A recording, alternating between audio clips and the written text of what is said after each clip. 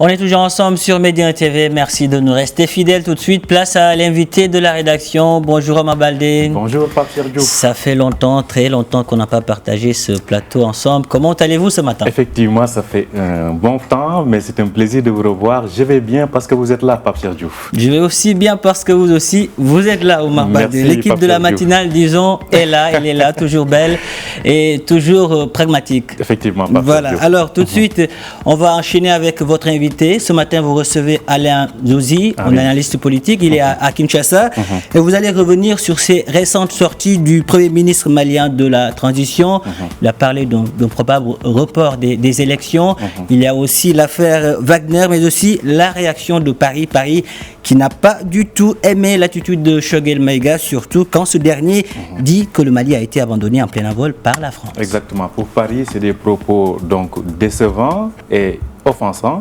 On va voir ça, comment notre invité va réagir à tout ceci. C'est quelqu'un qui connaît très bien la situation au Mali et globalement ce dossier. On va voir avec lui quelles sont les conséquences de tout cela. C'est dans l'invité de la rédaction. C'est parti et c'est tout de suite.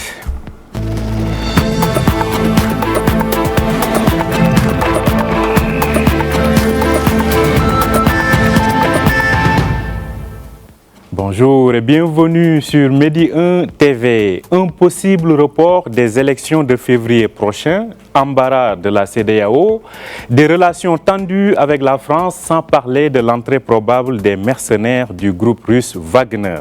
Le Mali continue de faire l'actualité et nous en parlons ce matin encore avec notre invité, l'analyste politique et producteur du JT diplomatique Aline Zouzi, qui est en direct avec nous depuis Kinshasa, la capitale de la République démocratique du Congo. Bonjour Aline Zouzi. Bonjour Omar. Merci d'accepter notre invitation. Alors, on parlait donc de cela tout de suite. Le Mali, le Premier ministre donc de la transition, Choguel Maïga, parle d'un possible report des élections. Quelles conséquences cela peut avoir, Aline Zouzi, sur la transition et sur la suite de cette transition au Mali?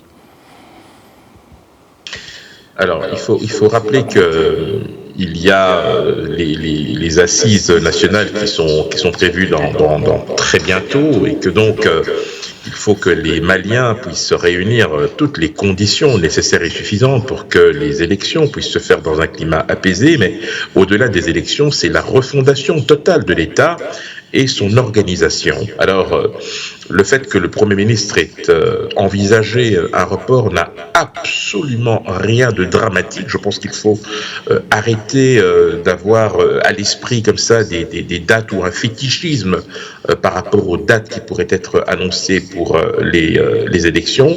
Je rappelle par ailleurs que c'est la réalité du terrain qui déterminera en réalité la faisabilité de ce calendrier. Je pense qu'à ce stade-ci, il faut laisser aux Maliens, en tout cas, le soin de refaire leur unité à travers tous les mécanismes institutionnels qui seront mis en place pour y parvenir. À travers donc des mécanismes donc institutionnels en place. Alors, mais Aline Zouzi, techniquement parlant, est-ce qu'il y a selon vous quelque chose qui justifie ce possible report, ou plutôt peut-être la transition militaire n'a pas du tout envie peut-être d'organiser ces élections de sitôt? Bon, moi je ne suis pas un ami de M. Gaïta, mais je dis simplement que envisager des élections dans un pays qui, aux 2/3, est quasiment occupé par des terroristes, ça pose un certain problème. Si l'on veut organiser des élections dans une partie du Mali, ok, allons-y, mais après il ne faudra pas pleurer face à la communauté internationale pour dire que nous n'avions pas réuni toutes les conditions. Je crois que c'est une question beaucoup trop sérieuse pour que des gens puissent commencer à spéculer sur les intentions des uns et des autres. Il y a une réalité intangible, c'est celle d'un pays qui malheureusement est totalement incapable de restaurer son État, je parle du gouvernement actuel, et qui a probablement dans, je dirais, l'arsenal des solutions, envie de discuter directement avec ceux qui posent problème, c'est-à-dire les terroristes. Et vous avez à côté de cela une communauté internationale qui est totalement réfractaire à cette idée, mais qui oublie que ce sont d'abord les Maliens qui doivent discuter entre eux. Et donc, je pense qu'il faut être très attentif à cette réalité et éviter de donner comme ça des ultimatums à la junte d'une part, mais aussi au pouvoir malien qui, à mon sens, devrait d'abord réunir les conditions nécessaires et suffisantes pour un climat, pour un scrutin apaisé. Réunir donc les conditions pour un scrutin apaisé, mais quelle devrait être selon vous la réaction de l'opposition aujourd'hui dans tout cela? Si opposition, peut-être il continue d'en avoir. Alors, l'opposition, bien évidemment, est dans son rôle et a même raison d'envisager effectivement de la part de la junte un agenda caché, c'est tout à fait possible, mais il faut aussi que l'opposition se mette en ordre de marche et évite de privilégier parfois des intérêts égoïstes. Il faut d'abord faire le pari de l'unité et je pense que pour ce faire, il faut prendre part à toute initiative qui va dans ce sens-là. Je pense qu'il y a une partie de l'opposition qui est constructive, il y en a une qui l'est beaucoup moins. Il s'agit en fait de réunir ces deux franges pour que l'on mette en avant l'intérêt supérieur du peuple malien et que l'on évite d'utiliser des petites querelles politiciennes et de positionnements qui fragilisent, le Mali en interne et deux, créer inutilement les conditions d'un report qui pourrait, s'il devait être confirmé, aller au-delà des 6 à 9 mois, puisque les élections, il faut bien le rappeler, sont prévues en principe pour le mois de février 2022. Je pense que la date du 27 février a même été annoncée. Donc, attendons de voir comment les choses vont se dérouler. Et je pense qu'il faut aussi être attentif à ces assises de la refondation de l'État malien qui pourront donner une orientation définitive sur le calendrier électoral des prochains scrutins. À ce propos, je rappelle que donc une large concertation vient d'avoir lieu et qui a débouché sur donc la probable création d'une haute autorité indépendante pour l'organisation de ces élections. Alors, un autre acteur qui est forcément impliqué, c'est la CEDEAO, qui a donc mené, entre guillemets, encadré ou tenté d'encadrer cette transition au Mali. Selon vous, quel devrait être le rôle de la CEDEAO ou la réaction plutôt de la CEDEAO dans tout cela? Alors d'abord, je pense que la CEDEAO garderait à être un peu plus modérée dans ses prises de position. D'abord parce qu'au sein de la CEDEAO, vous avez beaucoup de pays qui ne sont pas réputés pour être des exemples en matière de respect démocratique. Donc je pense que là aussi, il faut faire très attention. Maintenant, en tant qu'organisation sous-régionale, elle a effectivement son mot à dire lorsqu'une situation peut effectivement, je dirais, mettre en péril la cohésion de l'organisation, mais il n'est pas question comme ça de jeter des anathèmes ou de lancer des ultimatums à un État souverain. Il y a des choses qui sont non négociables, c'est l'unité malienne, la souveraineté malienne, la capacité du Mali à agir en tant qu'État dans le concert des nations, et je pense que ça c'est quelque chose sur laquelle la CEDEAO devrait réfléchir avant comme ça de fixer des ultimatums. Et d'ailleurs, je pense que un peu plus de modération serait la bienvenue, et il faut aussi donner à l'État malien la chance de refaire son unité avant de lui demander des comptes alors qu'elle est en plein processus pour ce faire. Donc attention, prudence, responsabilité et surtout modération. Modération et responsabilité plus de la prudence. Alors, un autre acteur actuellement qui n'est pas en odeur de sainteté avec Bamako, c'est Paris.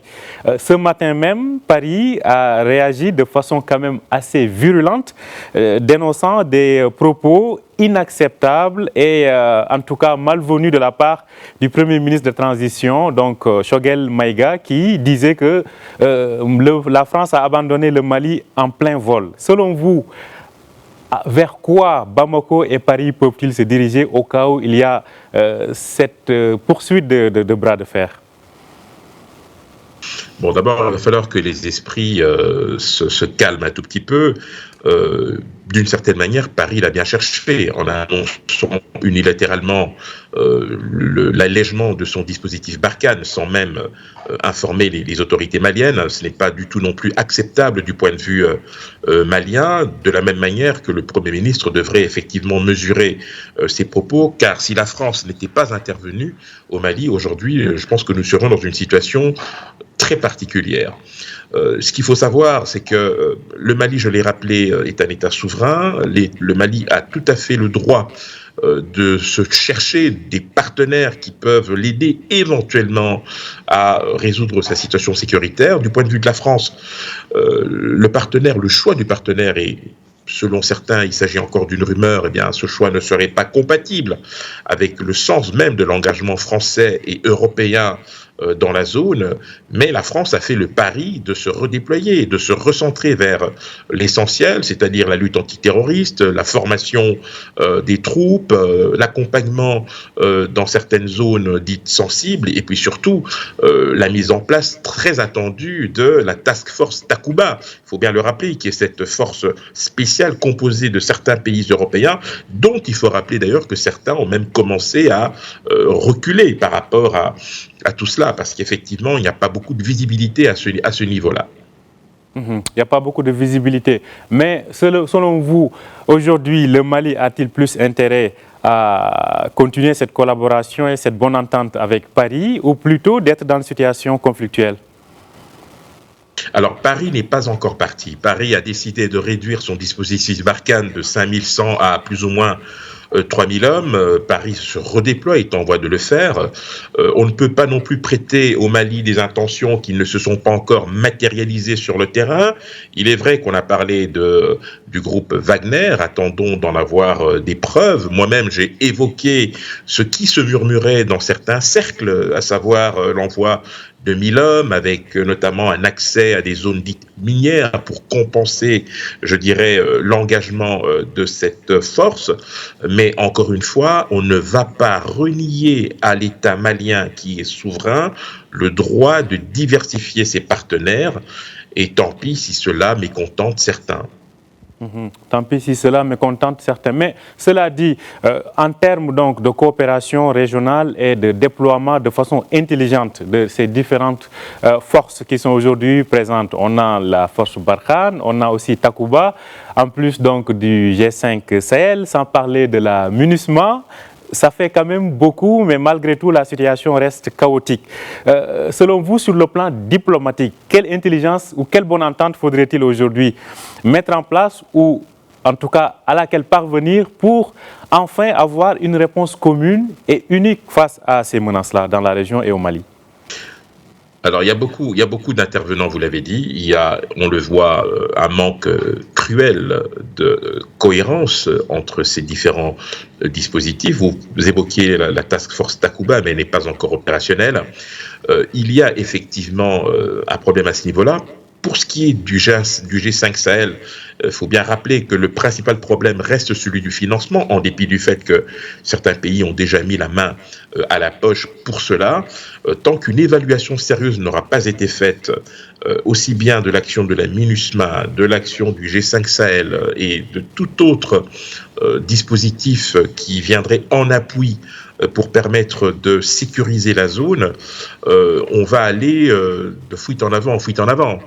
Donc, je crois que le Mali a tout intérêt à faire une évaluation sérieuse avec ses différents partenaires et voir comment est-ce que l'on peut mettre plus de cohérence dans cela, parce que trop de dispositifs tuent le dispositif, et cela fait bien évidemment le jeu des groupes terroristes qui restent très actifs dans la zone. Un autre acteur qui est extrêmement évoqué ces temps-ci, et peut-être même qui est à l'origine de cette malentendu, en tout cas de cette friction avec Paris, c'est le groupe russe Wagner. Une question, pensez-vous que c'est honorifique, responsable pour les pays de la région, les pays africains, de désormais confier leur avenir sécuritaire non pas à des armées nationales, mais plutôt à des groupes ou à des mercenaires ou même à des milices? Pensez-vous franchement que cela va dans l'ordre des choses ou dans un sens qui est vraiment salutaire pour les gouvernements africains? Alors, moi, je ne porterai pas de jugement de valeur à ce niveau-là. Je dirais simplement que nous sommes à une phase très particulière, avec une sorte de bascule stratégique.